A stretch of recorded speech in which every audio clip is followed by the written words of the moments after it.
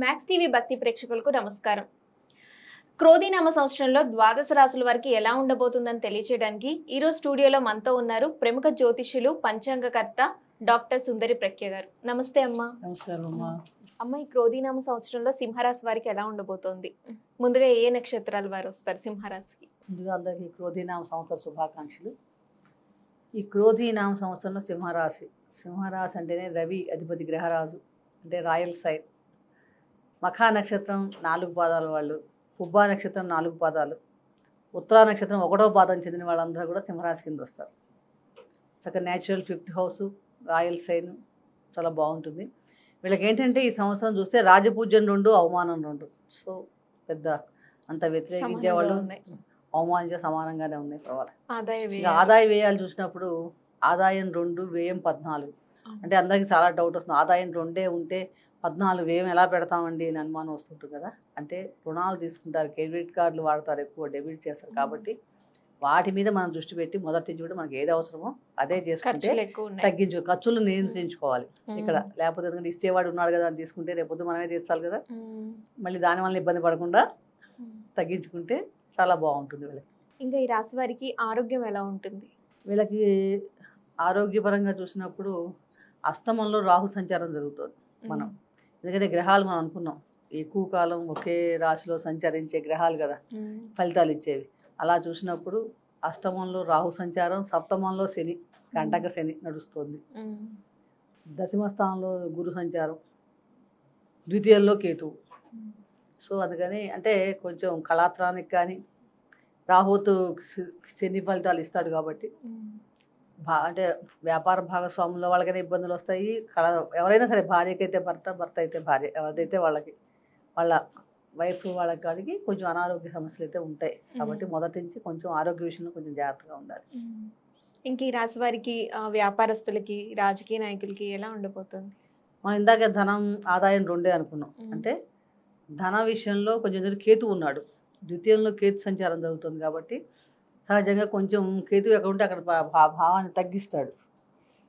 కాబట్టి అక్కడ కొంచెం ధనాదాయం సామాన్యంగానే ఉంటుందని చెప్పవచ్చు. అంటే నో ప్రాఫిట్ లేకుండా చక్కగా చిన్న సరిపోయే టైప్లో ఉంటుంది వీళ్ళకి సంవత్సరం అంతా కూడా.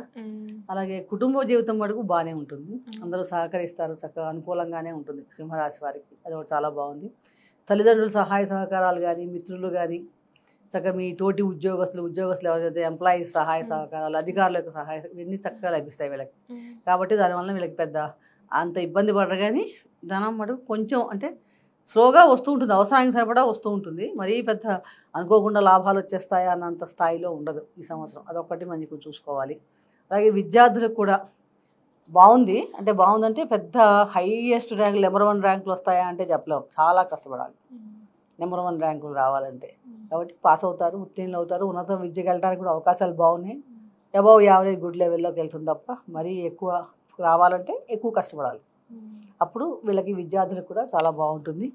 ఇంకా మనం ఇందాకే అనుకున్నాం రుణాలు, రోగాలు ఎక్కువ, ఆల్రెడీ వ్యయం ఎక్కువ ఉంది కాబట్టి రుణాలు చేస్తారు. కాబట్టి ఆ రుణాలని వీలైనంత వరకు తగ్గించుకోవాలి.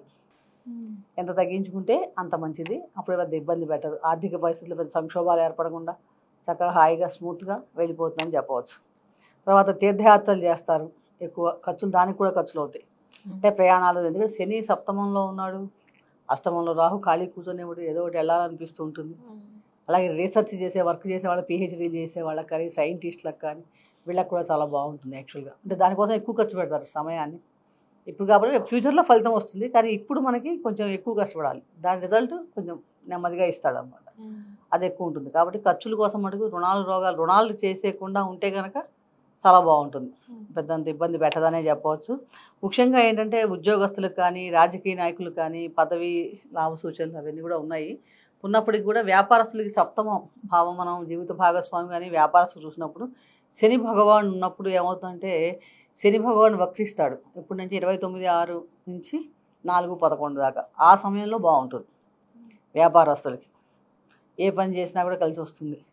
మంచిగా ఉద్యోగస్తులు కూడా బాగుంటుంది ఆ సమయంలో వక్రించినప్పుడు. అదర్వైజ్ కొంచెం స్లోగా అవుతాయి.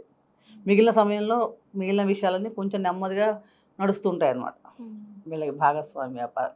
అలాగే గురువు కూడా మనకి చూసినప్పుడు దశమ స్థానంలో సంచారం కూడా వక్రిస్తాడు ఆయన కూడా. ఎప్పుడు అక్టోబర్ నుంచి ఫిబ్రవరి దాకా 25 దాకా ఆ సమయంలో బాగుంటుంది. ఆ సమయంలో వీళ్ళకి ఎవరైనా ఉన్నత విద్యార్థులు ఎవరైనా ట్రై చేసుకుంటే ఆ సమయాన్ని చక్కగా ట్రై చేసి సెలెక్ట్ చేసుకుంటే విదేశాలకు వెళ్ళటం కానీ విదేశీయుల కాలేజీలో సీట్లు రావటం ఆ సమయం బాగుంటుంది మిగిలిన సమయానికంటే. అంటే మనకి ఎప్పుడు మనకు అనుకూలం ఉందంటే ఆ సమయం చూసుకుంటే అప్పుడు ప్రయత్నిస్తే కనుక వీళ్ళకి మంచి ఫలితాలు రావడానికి చాలా బాగుందని చెప్పవచ్చు.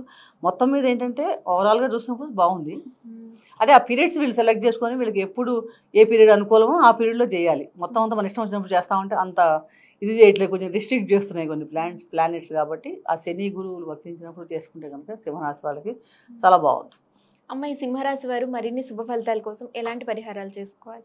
వీళ్ళకి మెయిన్ ఏంటంటే మనం అనుకున్నాక సప్తమ స్థానంలో శని సంచారం వల్ల కొంచెం ప్రతికూలంగా ఉంటుంది, కొంచెం ఎఫెక్ట్. ఎందుకంటే శని బాగున్నాడంటే మంచి ఫలితాలు ఇస్తాడు, కానీ శని వల్ల కొంచెం ఉంటుంది. కానీ మే 1 నుంచి కొంచెం గురుబలం బాగానే ఉంటుంది.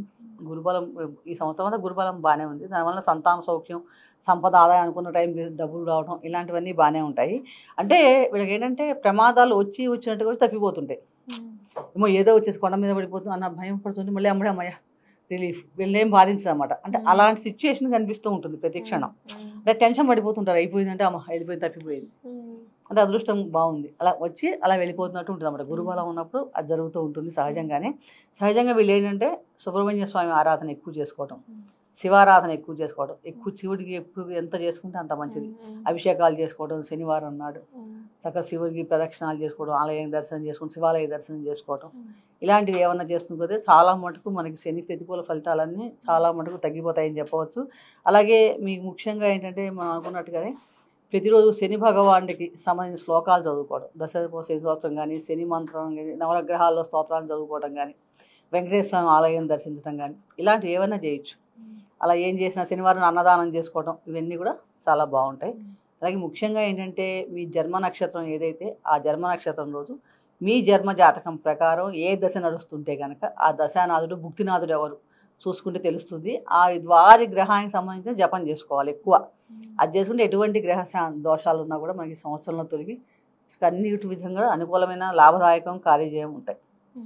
ధన్యవాదాలమ్మా. నమస్కారం.